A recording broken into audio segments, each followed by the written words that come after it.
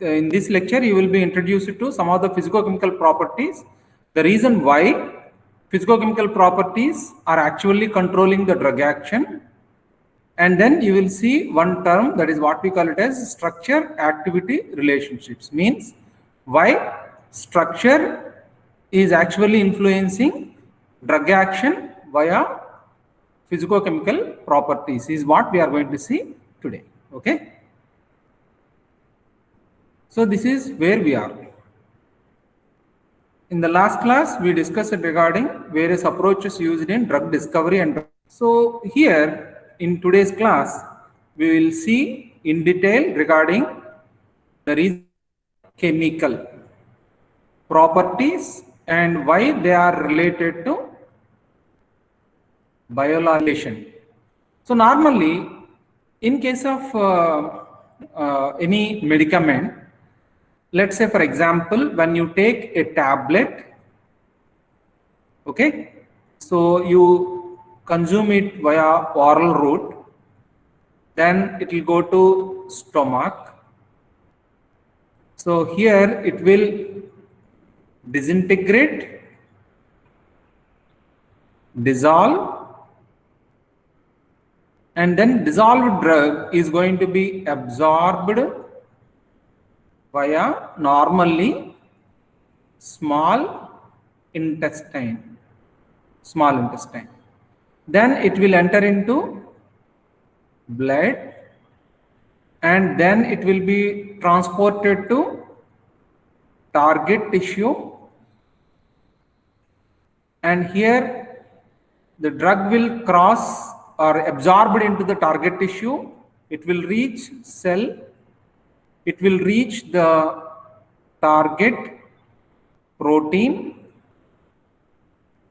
and then it interacts with the target protein and show biological activity.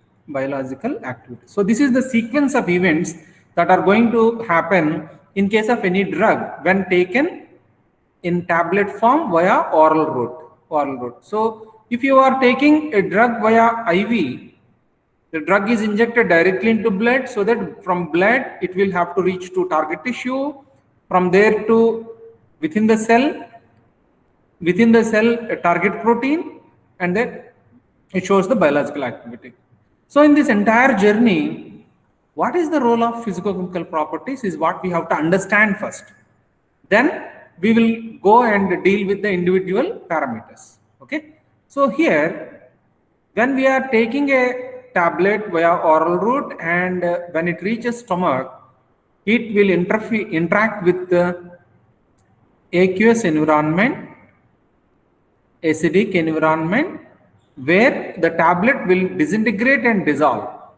So in case of dissolution, let's say when you have a tablet, it is becoming particles, and then the particle is going to become soluble into water or pH or in stomach contents. Okay, so this is one of the phase where the drug is moving from solid phase to liquid phase, or it is getting dissolved from one phase to another phase. Okay, so this is here, and here again absorption is happening where the drug that is present on the stomach, in the stomach lumen, is being absorbed into blood. So let us presume that it is a barrier, it is like a barrier. So this is stomach side, and this is small intestine, not stomach. This is actually, so it will disintegrate and dissolve in small intestine.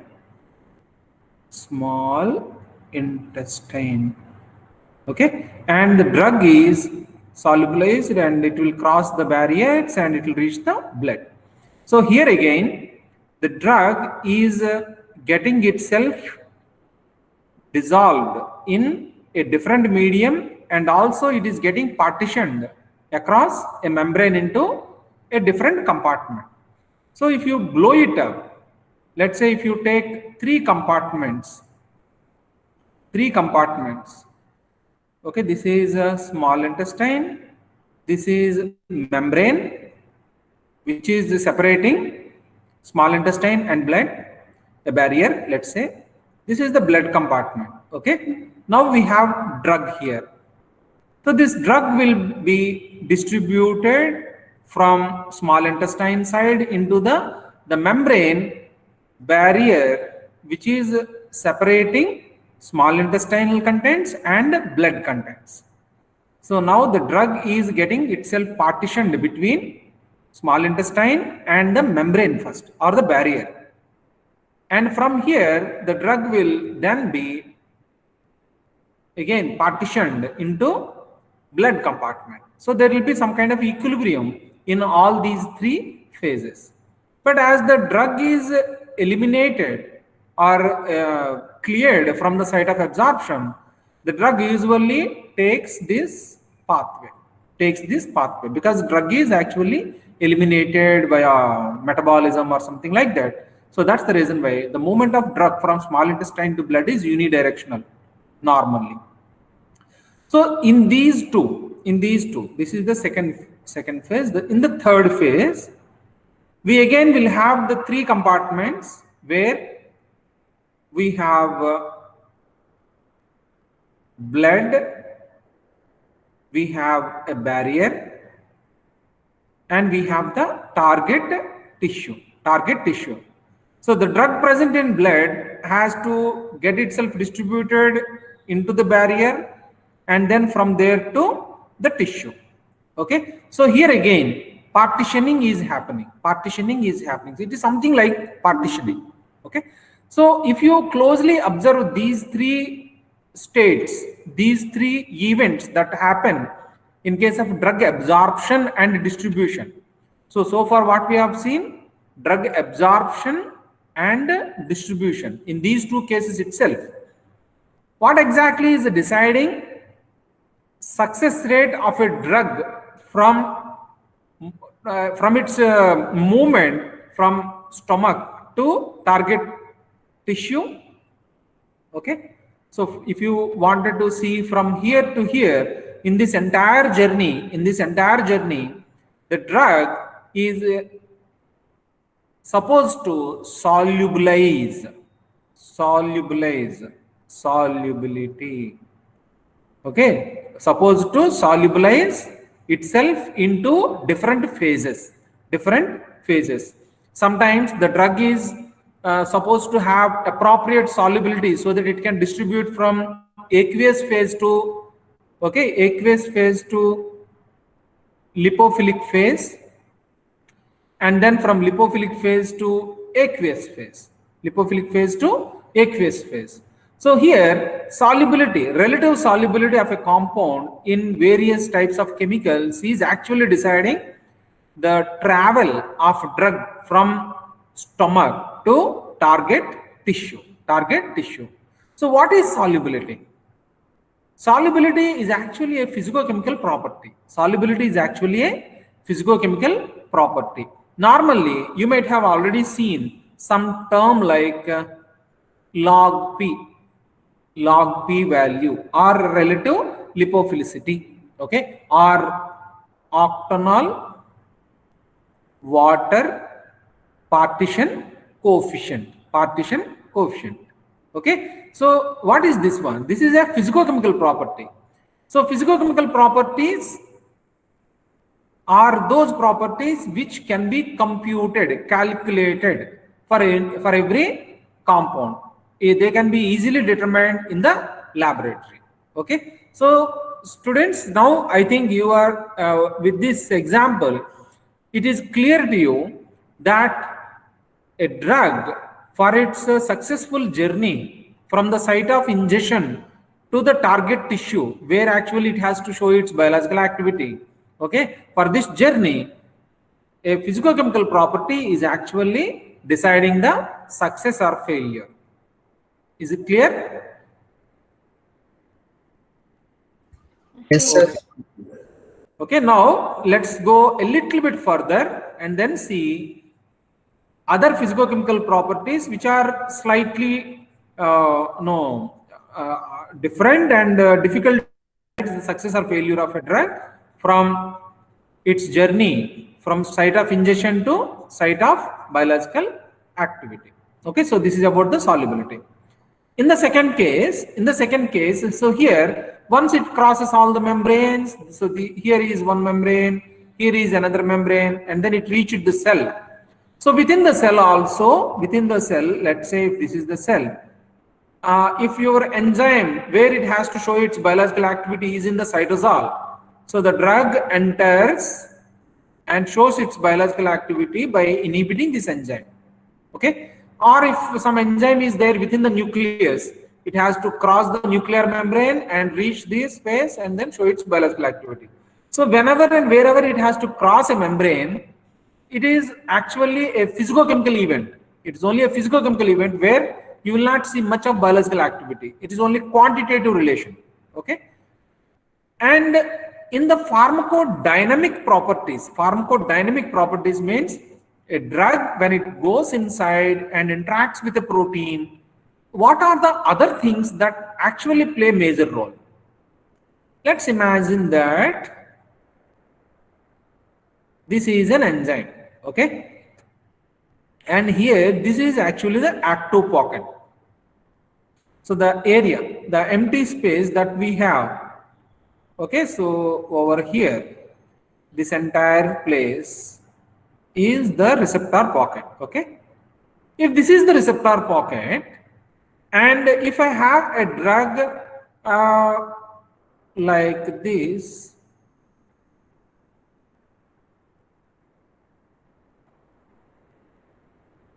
I'm just giving you a representation. So it has to fit into this receptor pocket, fit into the receptor pocket. Only one, first one is fitment.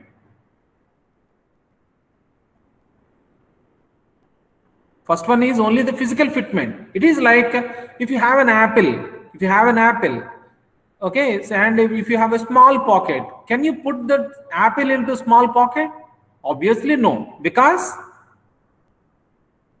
size, because of size, okay, because of size. So for a molecule to fit into a receptor pocket, it need to have appropriate size, okay. If you have a very large molecule, it may not be able to fit into the receptor pocket. Or if you have a very small molecule, it may occupy only a small area over here. All the remaining area is empty. So in that way, size is again another physicochemical property. So we use a technical term, that is what we call it as steric factor, okay, or steric hindrance. Maybe you might have heard of that word. The second one is sometimes, like in case of acetylcholinesterase enzyme, if you see the structure of acetylcholine, I think this ink is not working.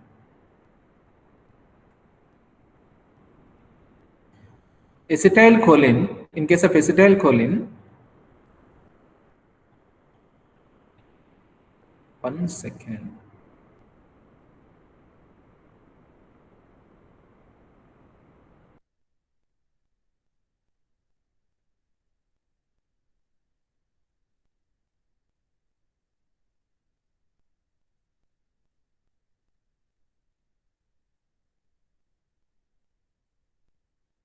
As well as OCH2, CH2, NH, sorry, not NH, you will have CH3, CH3, CH3. You will have onium ion.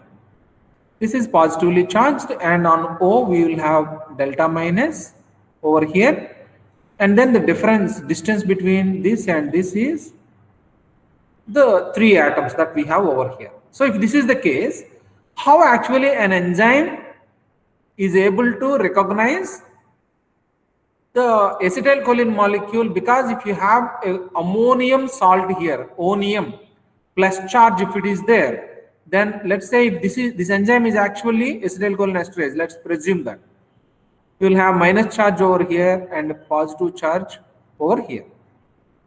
Then this positively charged ion will move close to this one, so that ion-ion interactions are going to happen. Ion-ion interactions are going to happen between protein and the ligand. And here on the protein, you will have counter ion charges. O minus that is there on acetylcholine will be interacting with the positively charged species over here. So here, what we can see over here clearly is like the biological activity of a ligand. Biological activity of a ligand depends on interaction between protein and ligand. For this interaction, different types of bonds are like ion-ion interactions over here, or else sometimes in case of phenylalanine over there. So in that case, lipid pi type of interaction. Pi interactions are also there. Pi interactions are dipole interactions, dipole interactions. So all these interactions are possible. So this type of interactions, they needed particular physicochemical properties of a drug are needed to make all these types of interactions. Like as you all knew, our body pH is approximately 7.2.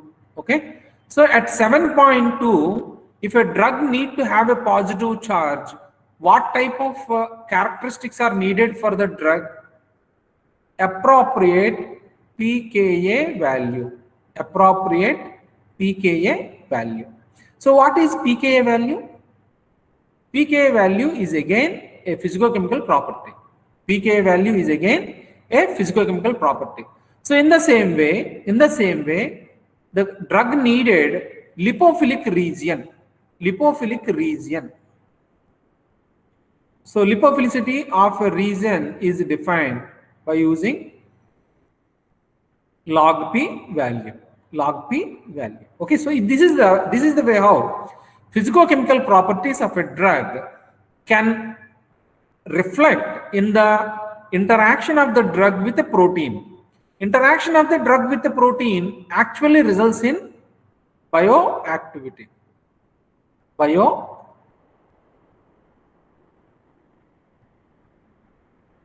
Bioactivity. Okay. So interaction of a drug, appropriate interaction with the drug with the receptor present on the target protein actually reflects in biological activity. Okay, friends. So this is the way how physicochemical properties of a drug decides biological activity of that particular drug. Sometimes maybe because of the ADME property, absorption distribution, means pharmacokinetic properties or pharmacodynamic properties like interaction of the drug with the enzyme, target enzyme. Okay, so friends, this is the way how physicochemical properties of a drug molecule are very, very important for us to decide whether the drug is going to show its biological activity or not. Okay, so is it clear to all of you? Yes, sir. Yes, sir. Very good, very good. Okay, so here let's move a little bit further and then see how actually the physicochemical properties can decide success or failure of a drug discovery program or something like that. Okay, so there I'll give you one example. Let's say you are trying to discover a CNS drug, CNS depressant. Let's say CNS depressant. Now you have to take the drug via oral route. Now you took a tablet, oral route, then it reached stomach, and from stomach it has to disintegrate and dissolve. Then in the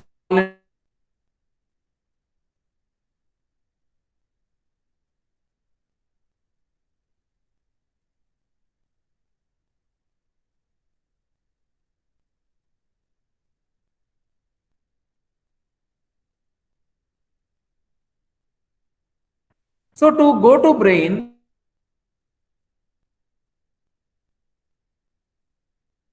what is the name of the barrier we have between brain and blood? Blood-brain barrier. Very good. Blood-brain barrier. What is the characteristic of blood-brain barrier? Lipophilic. What type of molecules? Because your brain is full of lipids. The drug has to cross the blood-brain barrier. Now, we need to have very low polarity or very high lipophilicity. Lipophilicity means very high log P value. Okay. So now, if this is the case, now you are trying to discover a CNS depressant. Now what you will do? You will be synthesizing 500 molecules. Then you will screen it in rats, mice, monkeys, etc. Then you will come to know 5 molecules are good, and then from there 1 molecule enters into clinical trials.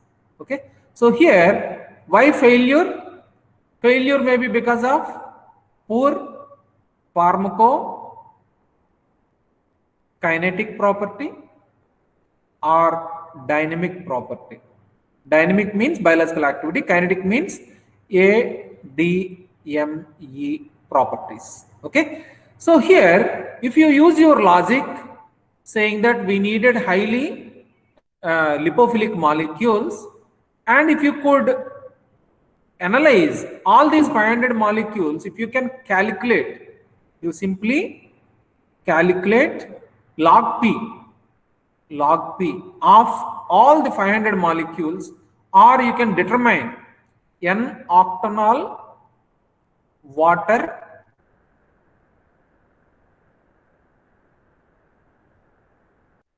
a very easy experiment.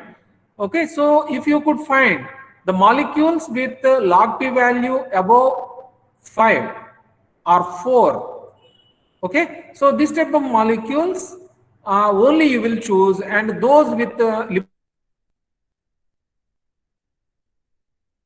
synthesize. You need not needed, not screened, not synthesized. Okay, so this is the way how we can choose physicochemical properties to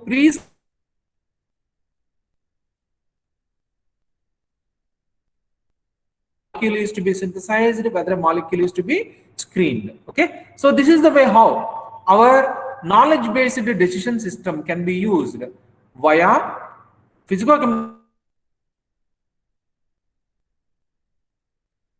Also, while designing a drug, while discovering phase itself, you will keep in mind that a drug need to be highly lipophilic so as to cross the blood-brain barrier, so that it reaches CNS, central nervous system appropriately, so that the drug will have more possibility of a success. Okay, so that is the way how physicochemical properties entered into the actual medicinal chemistry component. Okay, I hope I made myself clear here. So with this preamble, we will enter into the actual subject. So friends, utilization of physicochemical properties or knowledge-based decision system is not new. Okay, so here maybe you can recognize this name, Mayer. Okay, General anesthetic.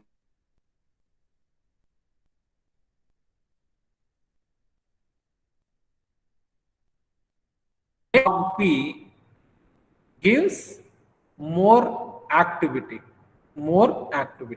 okay. So this is the first time when scientists could correlate biological activity with one physicochemical property, because it happened in 1900, where even computational chemistry is in its infancy, and nobody could do critical calculations because there is no computers.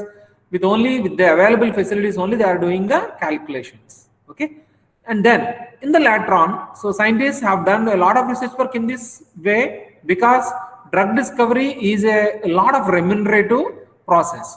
So if you could do some help in increasing the efficiency of drug discovery process, it not only saves time and money, but also it can save a lot of animal sacrifice, okay.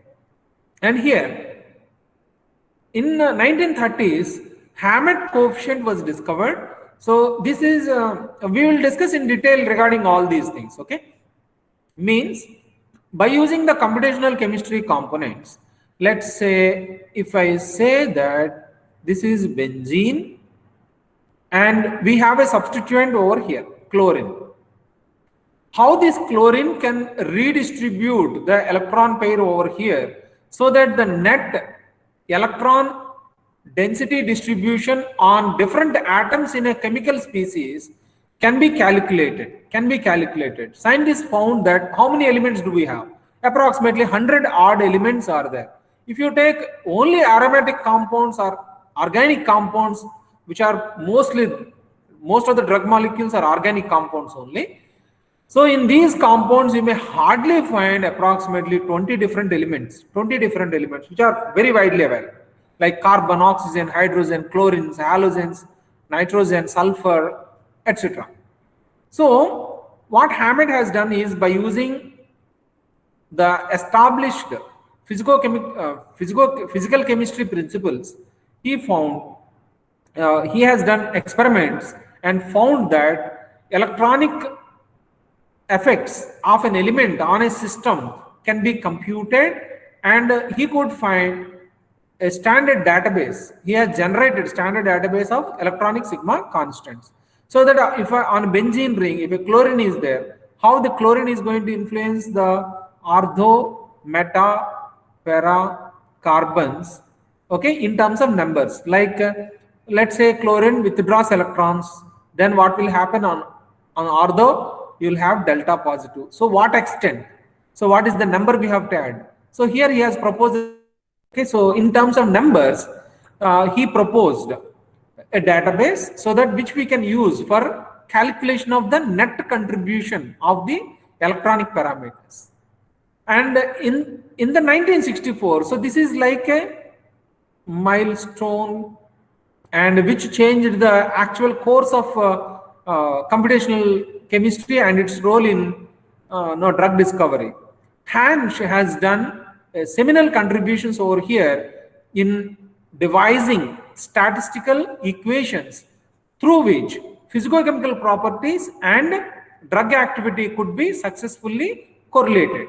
So he has actually first published the proposed quantitative structure activity relationship. This concept was actually proposed by Hansch.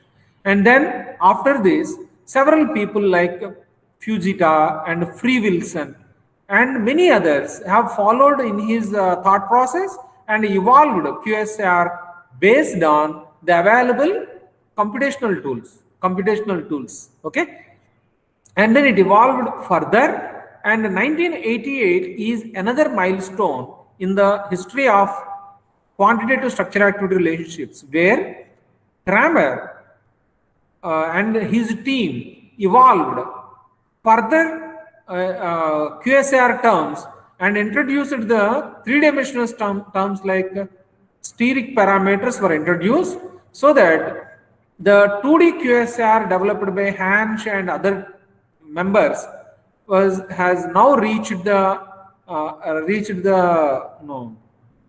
third dimension, It is because of availability of computers.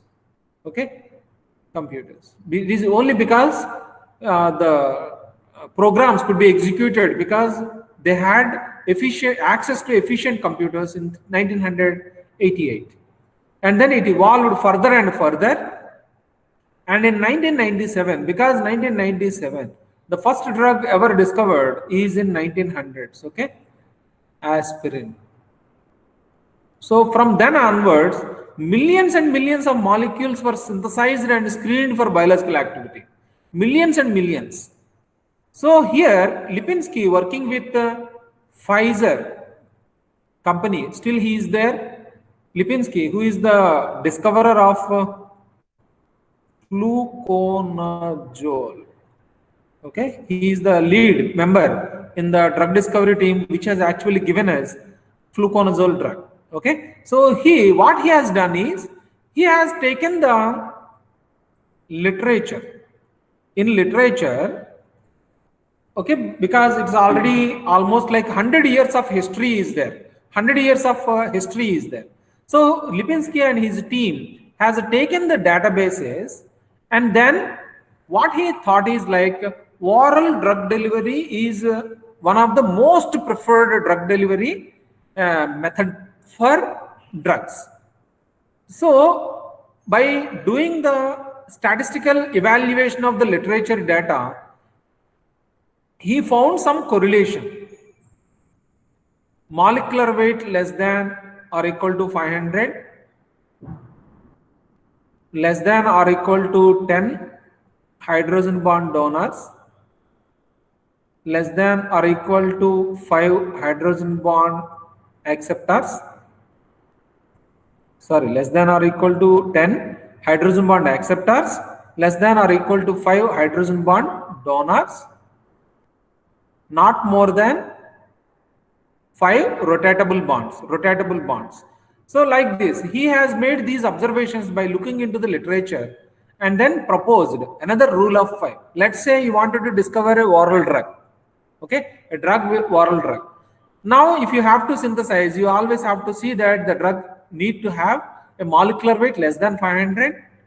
It need to have hydrogen bond acceptors like oxygens, nitrogens, and the functional groups like C double bond O, etc. less than 10. And then hydrogen bond donors like OH group, NH group, COOH, etc.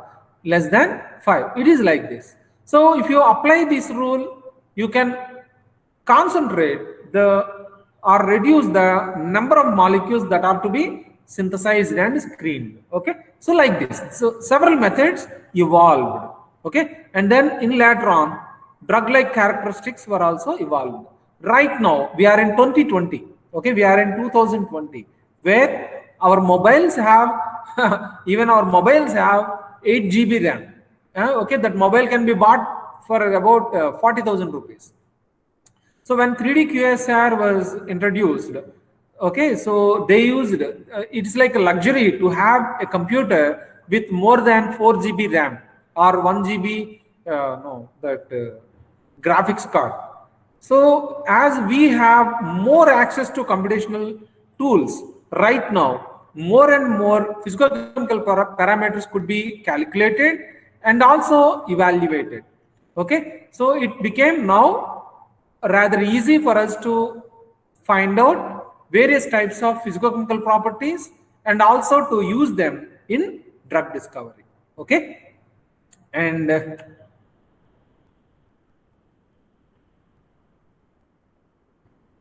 now, what are the physicochemical properties that right now people are using for drug design or drug discovery? Physicochemical properties. One is solubility related parameters.